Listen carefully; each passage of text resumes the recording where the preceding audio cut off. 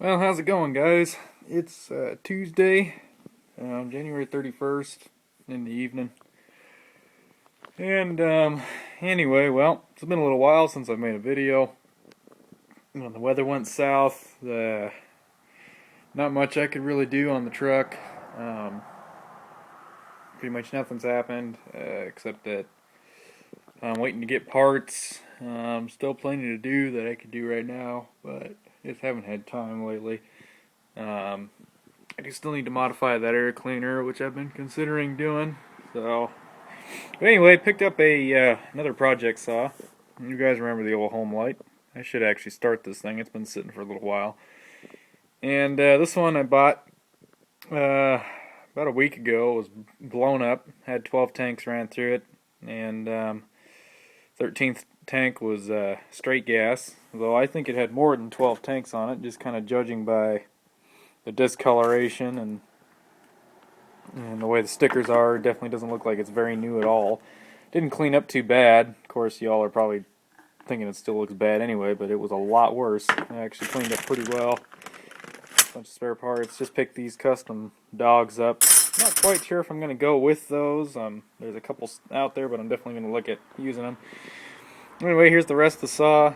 Got a really good base to start with. This is a MS441, so it's the latest generation of the 440. As many of you probably know, the 044s, the 440s, and then now the 441s, and then this year I believe they're coming out with the 442. So this saw is already outdated. But anyway, so I mistakenly, I'd like to know where all that came from. Anyway, I mistakenly left the piston and cylinder at the shop.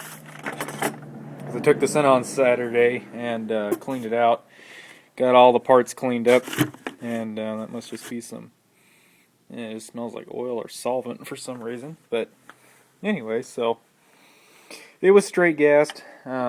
Cylinders past repair, pistons, pretty scored up. So anyway, I got a new piston and cylinder on the way. Neat thing about working at a shop is that I get discounts, pretty big discounts too. So I'll have this saw up and running with a 32-inch light bar and a chain for about $500 total, which is almost half the cost of a new one. So we'll be good to go.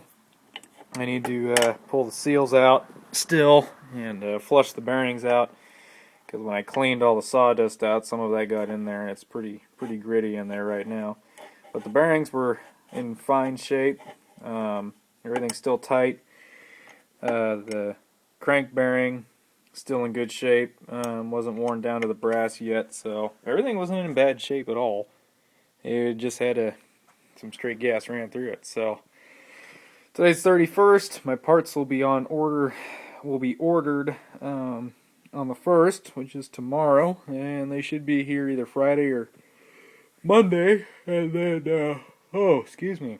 On let's see, the 5th. Anyway, so not this coming Saturday, but next Saturday, I will be taking this into the shop and rebuilding it. Probably won't be able to get any video because I'll be at the shop, but at least you all can see now what's kind of going on. I would love to do kind of a how-to, how I rebuild the chainsaw, and give some tips and tricks on that, which I might be able to do. We'll see what ends up happening. But anyway, so we got a great base to start with. It'll be a pretty sweet looking saw. It's kind of a strato saw. The 441s are going to be a little rarer than most. The most common still is the 461 out of the three. The 440 used to be super common because it was more of a torque saw. Your 460 was more of a power saw, and then your 660 you just got the best of both worlds. It's kind of like one was a small block, one was a stroker, and the other one was a big block, so to speak. Anyway, the 441, that kind of changed. This one isn't really a stroker, it's just smaller than a 461, that's all you can say. They changed the design of the 441s. Actually had a lot of problems with the M-Tronics version of them. Carbureted version doesn't seem to have any problems. It was a weird designed saw, so that's why it didn't look like your typical Stihl. It definitely was everything was a different design. So they actually do make a big bore kit for this, which I had considered getting, but I don't really like aftermarket parts that are available for chainsaws because they're just not the quality of OEM. So I decided to stick with OEM parts, and I've decided I'm going to do a couple. I might try a max flow filter and maybe a dual port muffler. So we'll end up seeing what happens here. But for now, we're going to rebuild it stock, let it break in a little bit, put a 32-inch Stihl light bar, and a nice full skip. I might run full comp or full skip, I'm not sure. And anyway, so yeah, this is going to be part one. Kind of just all the parts, the pieces, everything's here. Like I said, it's definitely not your typical Stihl.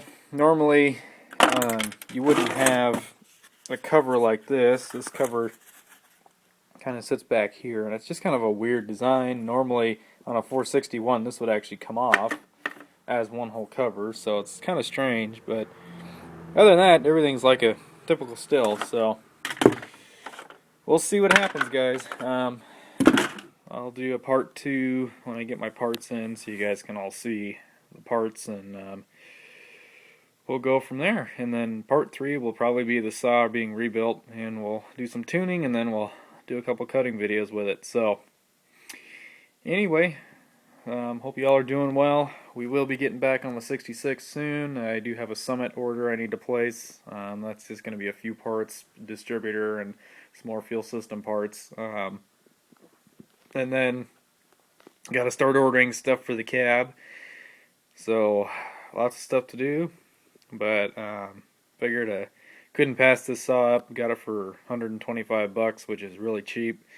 And then I'm going to be rebuilding it for about like $200 total. Well, $300. 300, yeah, like 350. So I'll have like about $500 into it. So I still think it was a great deal, and it should last me quite a while. So anyway, alrighty guys, well, we'll see you for part 2.